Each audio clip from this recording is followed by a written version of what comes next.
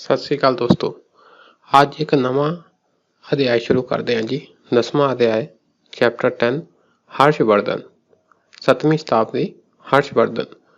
ਗੁਪਤ ਕਾਲ ਦੇ ਗੁਪਤ ਰਾਜ ਦੇ ਅੰਤ ਤੋਂ ਬਾਅਦ ਛੋਟੇ ਛੋਟੇ ਪ੍ਰਾਂਤ ਹੋ ਗਏ ਸੀ ਉੱਤਰ ਭਾਰਤ ਵਿੱਚ, ਤੇ ਉਸ ਤੋਂ ਬਾਅਦ ਜੇ ਕੋਈ ਵੱਡਾ ਸਾਮਰਾਜ ਬਣਿਆ ਤਾਂ ਉਹ ਸੀ ਜੀ ਹਰਸ਼ਵਰਧਨ ਦੇ ਅਧੀਨ 7ਵੀਂ ਸ਼ਤਾਬਦੀ ਵਿੱਚ।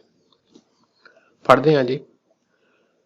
ਉੱਤਰ ਭਾਰਤ ਵਿੱਚ ਗੁਪਤ ਸਾਮਰਾਜ ਦੇ ਪਤਨ ਤੋਂ ਬਾਅਦ ਰਾਜਨੀਤਿਕ ਹਾਲਾਤ ਵਿਗੜ ਗਏ। ਪੋਲੀਟੀਕਲ ਡਿਸਯੂਨਿਟੀ ਆ ਗਈ। ਕੋਈ ਇੱਕ ਪੋਲੀਟੀਕਲ ਤਾਕਤ ਕਾਬਿਜ਼ ਨਹੀਂ ਸੀ ਤਾਂ ਖੇਤਰ ਛੋਟੇ ਛੋਟੇ ਟੋਟਿਆਂ ਵਿੱਚ ਵੰਡਿਆ ਗਿਆ ਅਤੇ ਇਸ ਖੇਤਰ ਵਿੱਚ ਇਕਜੁੱਟਤਾ ਨਾ ਰਹੀ।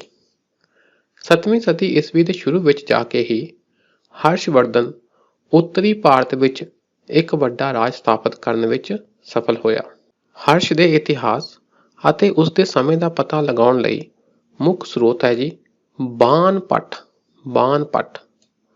ਬਾਣਭੱਟ ਹਰਸ਼ ਦਾ ਕੋਰਟ ਪੋਇਟ ਸੀ। ਬਾਣਭੱਟ ਉਸ ਦੁਆਰਾ ਲਿਖਿਆ ਹਰਸ਼ਚਰਿਤ ਦੇ ਰਚੇਤਾ ਕੌਣ ਸੀ? ਬਾਣਭੱਟ। ਹਰਸ਼ਚਰਿਤ ਮਤਲਬ ਹਰਸ਼ ਬਾਰੇ, ਹਰਸ਼ ਦੀ ਜੀਵਨੀ, ਹਰਸ਼ ਬਾਰੇ ਗੱਲਾਂ। ਹਰਸ਼ਚਰਿਤ ਲਿਖਿਆ ਜੀ ਬਾਣਭੱਟ। ਉਹ ਹਰਸ਼ਵਰਧਨ ਦਾ ਕੋਰਟ ਪੋਇਟ ਸੀ। ਤੇ ਦੂਸਰਾ ਮਹੱਤਵਪੂਰਨ ਸੋਰਸ ਹੈ ਜੀ ਹਿਊਨ ਸਾਂਗ ਦੇ ਯਾਤਰਾ ਬਿਰਤਾਂਤ।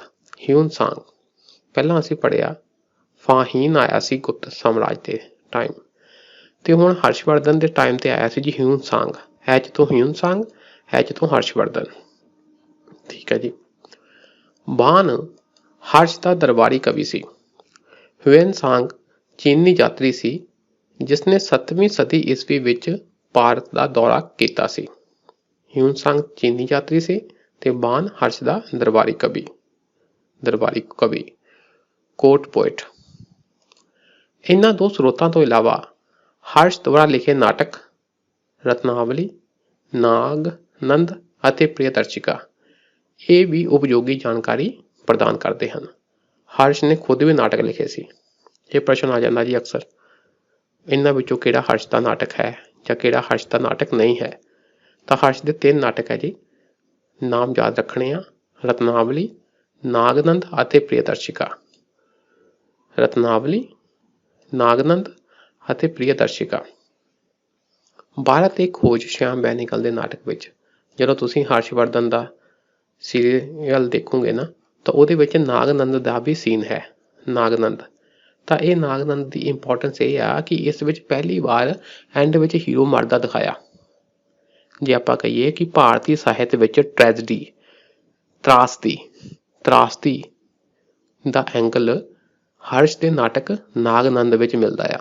ਨਹੀਂ ਤਾਂ ਭਾਰਤ ਵਿੱਚ ਜੋ ਲਿਟਰੇਚਰ ਲਿਖਿਆ ਜਾਂਦਾ ਰਿਹਾ ਆ ਉਹਦੇ ਵਿੱਚ ਅੰਤ ਭਲੇ ਦਾ ਭਲਾ ਦੇ ਤਹਿਤ ਹੀਰੋ ਜਿੱਤਦਾ ਆ, ਪਰ ਇਸ ਨਾਟਕ ਵਿੱਚ ਹੀਰੋ ਮਰਦਾ ਆ।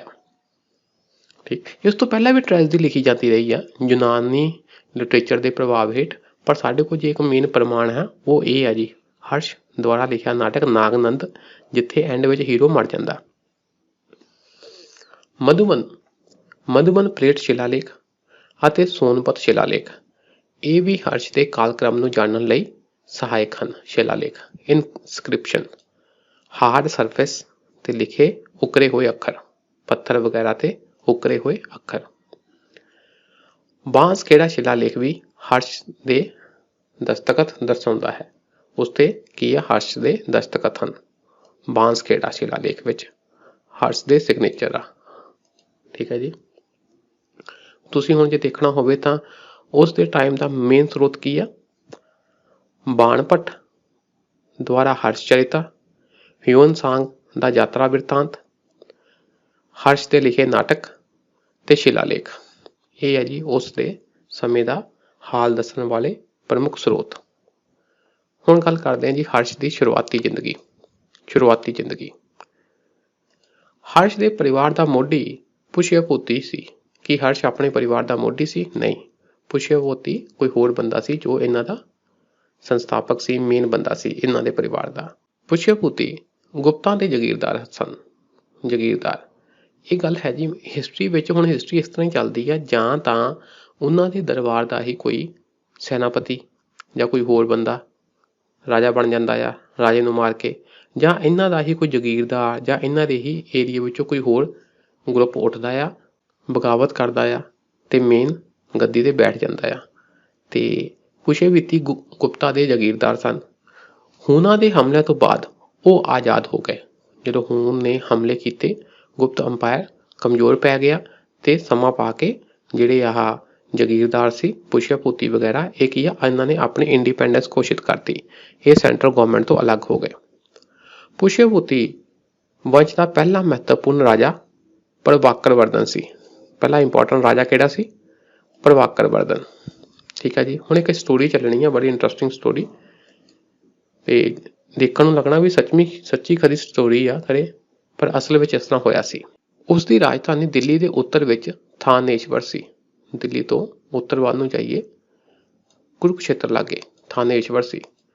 ਉਸਨੇ ਮਹਾਰਾਜਾ ਦੀ ਰਾਜ ਅਤੇ ਪਰਮਪਟਰਕ ਦੀ ਉਪਾਧੀ ਧਾਰਨ ਕੀਤੀ ਵੀ ਹਾਂ ਵੀ ਮੈਂ ਵੱਡਾ ਰਾਜਾ ਹਾਂ। ਠੀਕ ਹੈ ਜੀ। ਪ੍ਰਭਾਕਰਵਰਧਨ ਦੀ ਮੌਤ ਤੋਂ ਬਾਅਦ ਉਸ ਦਾ ਵੱਡਾ ਪੁੱਤਰ ਰਾਜਵਰਧਨ ਗੱਦੀ ਤੇ ਬੈਠਾ। ਰਾਜਵਰਧਨ, ਠੀਕ ਹੈ ਜੀ। ਹੁਣ ਸਟੋਰੀ ਚੱਲਦੀ ਆ। ਹੁਣ ਰਾਜਵਰਧਨ ਗੱਦੀ ਤੇ ਆ ਗਿਆ। ਉਸ ਨੂੰ ਗੱਦੀ ਤੇ ਬੈਠਦਿਆਂ ਹੀ ਮੁਸ਼ਕਲਾਂ ਦਾ ਸਾਹਮਣਾ ਕਰਨਾ ਪਿਆ ਸੀ। ਉਸ ਦੀ ਭੈਣ ਰਾਜਸ਼ਰੀ ਨੇ ਗ੍ਰਹਿ ਬਰਮਨ ਨਾਮਕ ਮੁਖਾਰੀ ਸ਼ਾਸਕ ਨਾਲ ਵਿਆਹ ਕੀਤਾ ਸੀ। ਠੀਕ ਹੈ ਜੀ।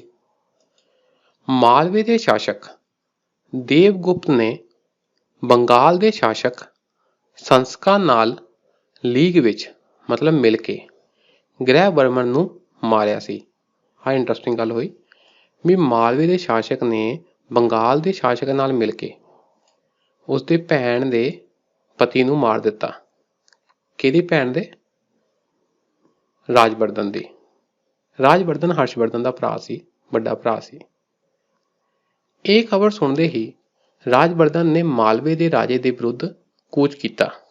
ਉਹ ਕਹਿੰਦਾ ਵੀ ਦੇਖੋ, ਮਾਲਵੇ ਦੇ ਰਾਜੇ ਨੇ ਮਿਲ ਕੇ ਦੂਸਰੇ ਰਾਜੇ ਨਾਲ ਮਿਲ ਕੇ ਮੇਰੇ ਜੀਜੇ ਨੂੰ ਮਾਰਿਆ, ਤੇ ਉਸ ਨੂੰ ਸਬਕ ਸਿਖਾਉਣ ਲਈ ਇਹ ਮਾਲਵੇ ਵੱਲ ਗਿਆ ਅਤੇ ਉਸ ਦੀ ਫੌਜ ਨੂੰ ਭਜਾ ਦਿੱਤਾ। ਹੁਣ ਕੀ ਹੋਇਆ? ਮਾਲਵੇ ਵਾਲੇ ਰਾਜੇ ਦੀ ਫੌਜ ਭੱਜ ਗਈ। ਪਰ ਇਸ ਤੋਂ ਪਹਿਲਾਂ ਕਿ ਉਹ ਰਾਜਧਾਨੀ ਵਾਪਸ ਆ ਸਕੇ, ਆਪਣੀ ਰਾਜਧਾਨੀ ਵਾਪਸ ਆ ਸਕੇ, ਉਸ ਨੂੰ ਸੰਸਕਾ ਨੇ ਧੋਖੇ ਨਾਲ ਕਤਲ ਕਰ ਦਿੱਤਾ। ਆ ਜਿਹੜਾ ਦੂਸਰਾ ਸੀ ਨਾ ਬੰਗਾਲ ਵਾਲਾ, ਇਸ ਨੇ ਧੋਖੇ ਨਾਲ ਕਤਲ ਕਰ ਦਿੱਤਾ। ਕਿਸ ਨੂੰ? ਰਾਜਵਰਧਨ ਨੂੰ। ਠੀਕ। ਹੁਣ ਭਰਾ ਮਾਰਿਆ ਗਿਆ ਹਰਸ਼ਵਰਧਨ ਦਾ, ਜੀਜਾ ਮਾਰਿਆ ਗਿਆ, ਤੇ ਭੈਣ ਵਿਚਾਰੀ ਕਿਸੇ ਤਰ੍ਹਾਂ ਬਚ ਕੇ ਜੰਗਲਾਂ ਵੱਲ ਨੂੰ ਭੱਜ ਗਈ। ਹਰਸ਼ਵਰਧਨ ਦੀ ਭੈਣ ਰਾਜਸ਼ਰੀ, ਉਹ ਬਚ ਕੇ ਜੰਗਲ ਵਿੱਚ ਚਲੀ ਗਈ। ਹਰਸ਼ ਹੁਣ ਥਾਨੇਸ਼ਵਰ ਵਿਖੇ ਆਪਣੇ ਭਰਾ ਦੀ ਥਾਂ ਤੇ ਗੱਦੀ ਤੇ ਬੈਠਾ। ਹੁਣ ਹਰਸ਼ਵਰਧਨ ਕੋਲ ਗੱਦੀ ਆ ਗਈ। ਵੱਡਾ ਭਰਾ ਮਰ ਗਿਆ ਸੀ ਤੇ ਭਰਾ ਦੀ ਥਾਂ ਗੱਦੀ ਤੇ ਕੌਣ ਬੈਠਾ? ਹਰਸ਼ਵਰਧਨ। ਉਸ ਦੀ ਪਹਿਲੀ ਜ਼ਿੰਮੇਵਾਰੀ ਆਪਣੀ ਭੈਣ ਨੂੰ ਬਚਾਉਣਾ ਅਤੇ ਆਪਣੇ ਭਰਾ ਅਤੇ ਜੀਜੇ ਦੇ ਕਤਲਾਂ ਦਾ ਬਦਲਾ ਲੈਣਾ ਸੀ। ਉਸਨੇ ਸਭ ਤੋਂ ਪਹਿਲਾਂ ਆਪਣੀ ਭੈਣ ਨੂੰ ਬਚਾਇਆ ਜਦੋਂ ਉਹ ਆਤਮ ਹੱਤਿਆ ਕਰਨ ਹੀ ਵਾਲੀ ਸੀ। ਉਸ ਦੀ ਭੈਣ ਸਤੀ ਹੋਣ ਵਾਲੀ ਸੀ, ਆਤਮ ਹੱਤਿਆ ਕਰਨ ਵਾਲੀ ਸੀ, ਮਰਨ ਵਾਲੀ ਸੀ, ਦੁੱਖਾਂ ਦੇ ਚੱਲਦਿਆਂ ਮਰਨ ਵਾਲੀ ਸੀ, ਤੇ ਉਸ ਤੋਂ ਪਹਿਲਾਂ ਹੀ ਹਰਸ਼ਵਰਧਨ ਨੇ ਆਪਣੀ ਭੈਣ ਨੂੰ ਬਚਾ ਲਿਆ। ਠੀਕ। ਹੁਣ ਗੱਲ ਕਰਦੇ ਹਾਂ ਹਰਸ਼ ਦੀਆਂ ਫੌਜੀ ਜਿੱਤਾਂ। ਫੌਜੀ ਜਿੱਤਾਂ। ਪਹਿਲੀ ਮੁਹਿੰਮ ਕਿਹੜੀ ਸੀ? ਆਪਣੇ ਭਰਾ ਤੇ ਜੀਜੇ ਦੇ ਕਾਤਲ ਦੇ ਵਿਰੁੱਧ। ਆਪਣੀ ਪਹਿਲੀ ਮੁਹਿੰਮ ਵਿੱਚ ਹਰਸ਼ ਨੇ ਸੰਸ਼ਕਾਂ ਨੂੰ ਕਨੌਜ ਤੋਂ ਬਾਹਰ ਕੱਢ ਦਿੱਤਾ। ਉਸਨੇ ਕਨੌਜ ਨੂੰ ਆਪਣੀ ਨਵੀਂ ਰਾਜਧਾਨੀ ਬਣਾਇਆ। ਹੁਣ ਇਹ ਇੰਪੋਰਟੈਂਟ ਪੁਆਇੰਟ ਆ। ਉਹ ਕਿਹੜਾ ਰਾਜਾ ਸੀ ਜਿਸ ਨੇ ਥਾਨੇਸ਼ਵਰ ਤੋਂ ਕਨੌਜ ਨੂੰ ਆਪਣੀ ਰਾਜਧਾਨੀ ਨਵੀਂ ਬਣਾ ਲਿਆ ਸੀ? ਪਹਿਲਾਂ ਕੀ ਸੀ? ਥਾਨੇਸ਼ਵਰ ਰਹਿੰਦਾ ਸੀ, ਹੁਣ ਕਨੌਜ ਨੂੰ ਆਪਣੀ ਨਵੀਂ ਰਾਜਧਾਨੀ ਬਣਾ ਲਿਆ। ਦਿੱਲੀ ਤੋਂ ਜਾਈਏ ਜਦੋਂ ਲਖਨਊ, ਲਖਨਊ ਤੋਂ ਪਹਿਲਾਂ ਆਉਂਦਾ ਕਨੌਜ। ਕਨੌਜ ਦੇ ਇੱਤਰ ਬੜੇ ਫੇਮਸ ਹੁੰਦੇ ਆ। ਇਸ ਨੇ ਉਸ ਨੂੰ ਉੱਤਰੀ ਭਾਰਤ ਦਾ ਸਭ ਤੋਂ ਸ਼ਕਤੀਸ਼ਾਲੀ ਸ਼ਾਸਕ ਬਣਾ ਦਿੱਤਾ। ਠੀਕ ਹੈ ਜੀ। ਉਹਨੂੰ ਜਿੱਤਾਂ ਵਗੈਰਾ ਦਰਜ ਕੀਤੀਆਂ, ਬਾਕੀ ਨੇਪਾਲ ਵੀ ਜਿੱਤਿਆ, ਆਸੇ ਪਾਸੇ ਦੇ ਏਰੀਏ ਵੀ ਜਿੱਤੇ, ਤੇ ਆਪਣਾ ਸਾਮਰਾਜ ਕਾਫੀ ਵਧਾ ਲਿਆ। ਥੋੜਾ ਉੱਤੋਂ ਪੜ੍ਹ ਲੈਂਦੇ ਹਾਂ। ਹਰਸ਼ ਨੇ ਬਲਵੀ ਦੇ ਧਰੁਵ ਸੈਨਾ ਦੂਜੇ ਨੂੰ ਹਰਾਇਆ। ਬਲਵੀ ਮਤਲਬ ਗੁਜਰਾਤ ਵਿੱਚ।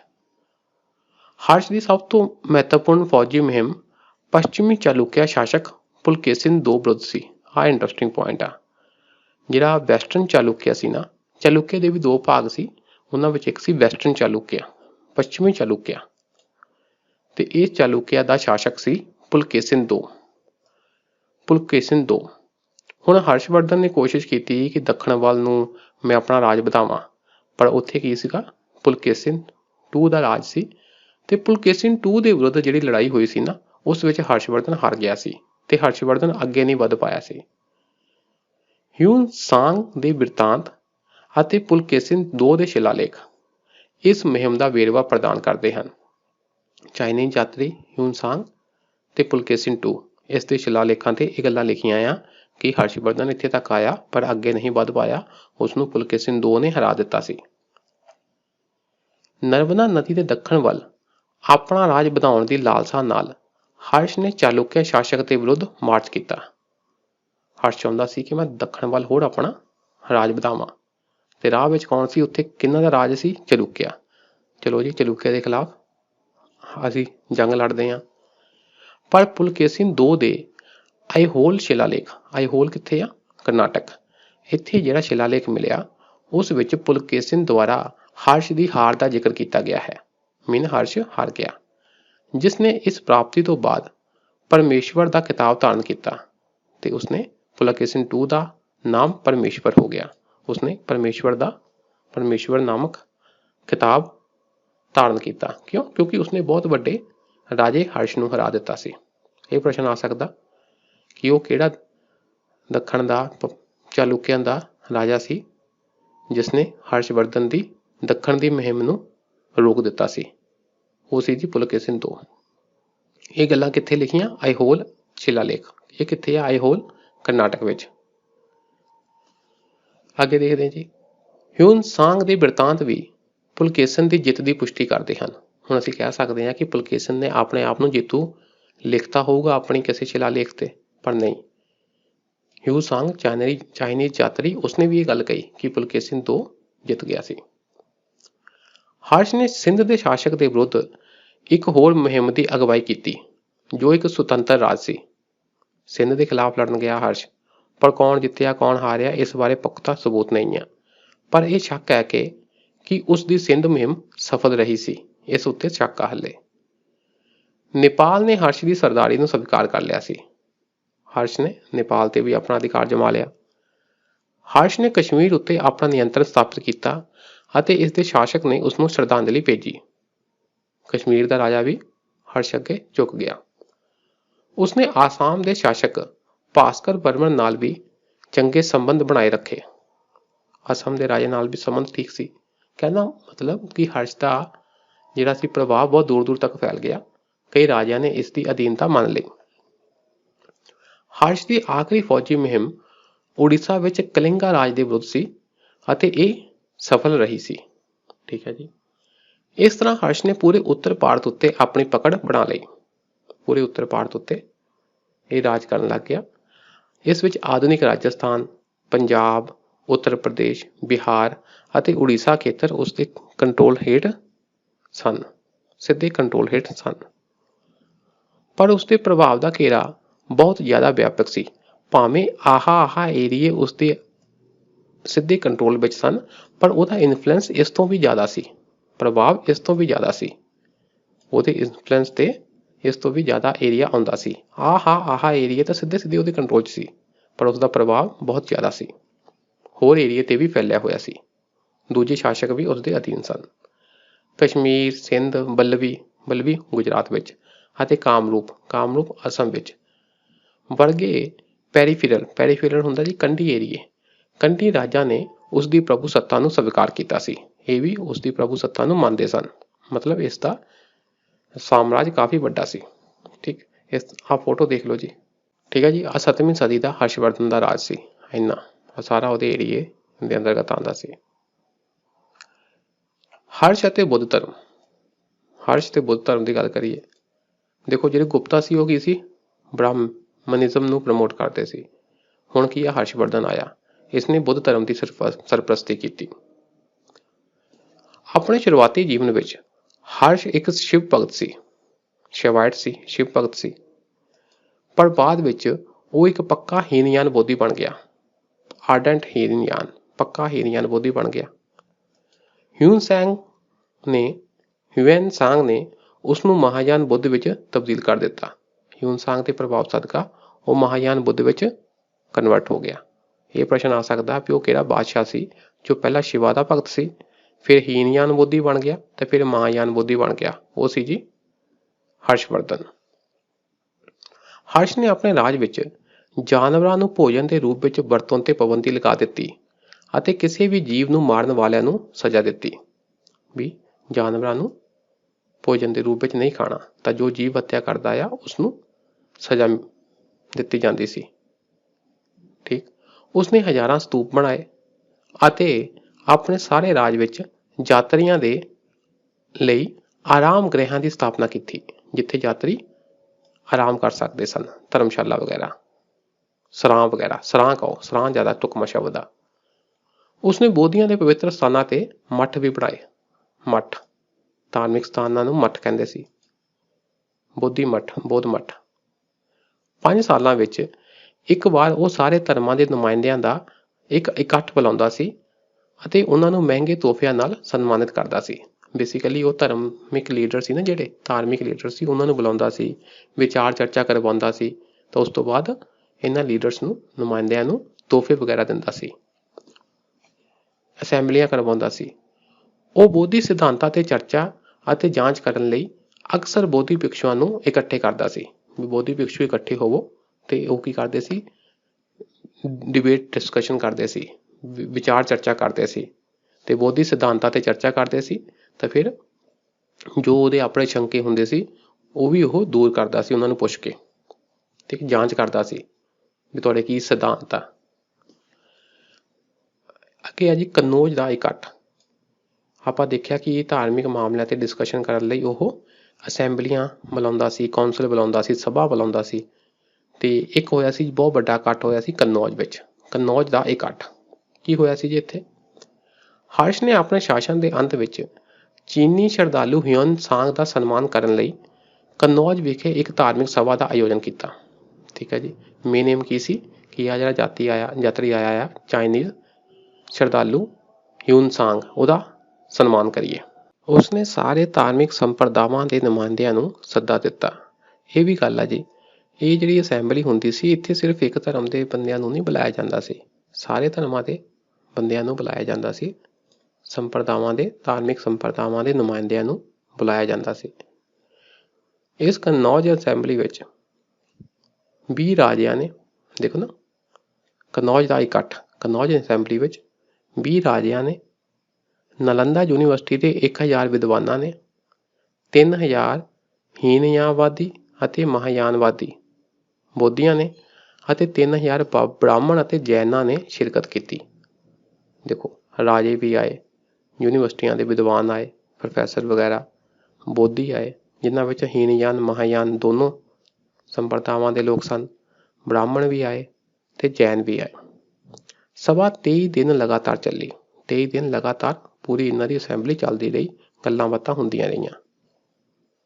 ਹਿਊਨ ਸਾਂਗ ਨੇ ਮਹਾਯਾਨ ਸਿਧਾਂਤ ਦੀਆਂ ਕਦਰਾਂ ਕੀਮਤਾਂ ਦੀ ਵਿਆਖਿਆ ਕੀਤੀ ਅਤੇ ਦੂਜਿਆਂ ਉੱਤੇ ਆਪਣੀ ਉੱਤਮਤਾ ਨੂੰ ਸਥਾਪਿਤ ਕੀਤਾ। ਉਹਨੂੰ ਦੱਸਿਆ ਕਿ ਮਹਾਯਾਨ ਜਿਹੜਾ ਧਰਮ ਆ ਉਹਦੀ ਕੀ ਵੈਲਿਊਜ਼ ਆ, ਉਹਦੇ ਕੀ ਸਿਧਾਂਤ ਆ, ਤੇ ਐਂਡ ਵਿੱਚ ਇਹ ਸਾਬਿਤ ਕੀਤਾ ਵੀ ਕਿਸ ਤਰ੍ਹਾਂ ਮਹਾਯਾਨ ਬੁੱਧੀਜ਼ਮ ਆ ਜਿਹੜਾ ਉਹ ਬਾਕੀਆਂ ਨਾਲੋਂ ਸ੍ਰੇਸ਼ਟ ਆ, ਉੱਤਮ ਆ।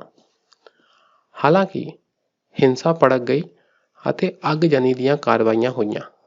ਇਹ ਇੱਕ ਸੀ ਗੱਲ ਜੀ ਕਿ ਇਸ ਸਭਾ ਵਿੱਚ ਐਂਡ ਵਿੱਚ ਕੀ ਹੋਇਆ, ਹਿੰਸਾ ਭੜਕ ਗਈ ਸੀ ਤੇ ਅੱਗ ਵੀ ਲਗਾ ਦਿੱਤੀ ਗਈ ਸੀ, ਅੱਗਜਨੀ ਹੋ ਗਈ ਸੀ। ਇੱਥੋਂ ਤੱਕ ਕਿ ਜਿਹੜਾ ਰਾਜਾ ਸੀ ਹਰਸ਼, ਉਹਦੀ ਜਾਨ ਲੈਣ ਦੀ ਵੀ ਕੋਸ਼ਿਸ਼ ਹੋਈ। ਮਹਾਰਾਜਾ ਹਰਸ਼ ਦੀ ਜਾਨ ਲੈਣ ਦੀ ਵੀ ਕੋਸ਼ਿਸ਼ ਹੋਈ, ਪਰ ਜਲਦੀ ਹੀ ਸਭ ਕੁਝ ਕਾਬੂ 'ਚ ਲਿਆ ਆਂਦਾ ਅਤੇ ਦੋਸ਼ੀਆਂ ਨੂੰ ਸਜ਼ਾ ਦਿੱਤੀ ਗਈ। ਜਲਦੀ ਹੀ ਇਸ ਨੂੰ ਕਾਬੂ ਵਿੱਚ ਲਿਆਂਦਾ ਗਿਆ ਅਤੇ ਦੋਸ਼ੀਆਂ ਨੂੰ ਸਜ਼ਾ ਦਿੱਤੀ ਗਈ। ਅਸੈਂਬਲੀ ਦੇ ਆਖਰੀ ਦਿਨ ਹਿਊਨ ਸਾਂਗ ਨੂੰ ਮਹਿੰਗੇ ਤੋਹਫਿਆਂ ਨਾਲ ਸਨਮਾਨਿਤ ਕੀਤਾ ਗਿਆ। ਹਿਊਨ ਸਾਂਗ ਚੀਨੀ ਯਾਤਰੀ, ਉਸਨੂੰ ਕਾਫੀ ਕਾਸਟਲੀ ਗਿਫਟ ਵਗੈਰਾ ਦੇ ਕੇ ਉਸਦਾ ਸਨਮਾਨ ਕੀਤਾ ਗਿਆ। ਠੀਕ ਹੈ ਜੀ। ਬਾਕੀ ਨੈਕਸਟ ਕਲਾਸ ਵਿੱਚ ਪੜ੍ਹਦੇ ਹਾਂ। ਅੱਜ ਲਈ ਇੰਨਾ ਹੀ। ਸ਼ੁਕਰੀਆ। ਸਤਿ ਸ੍ਰੀ ਅਕਾਲ।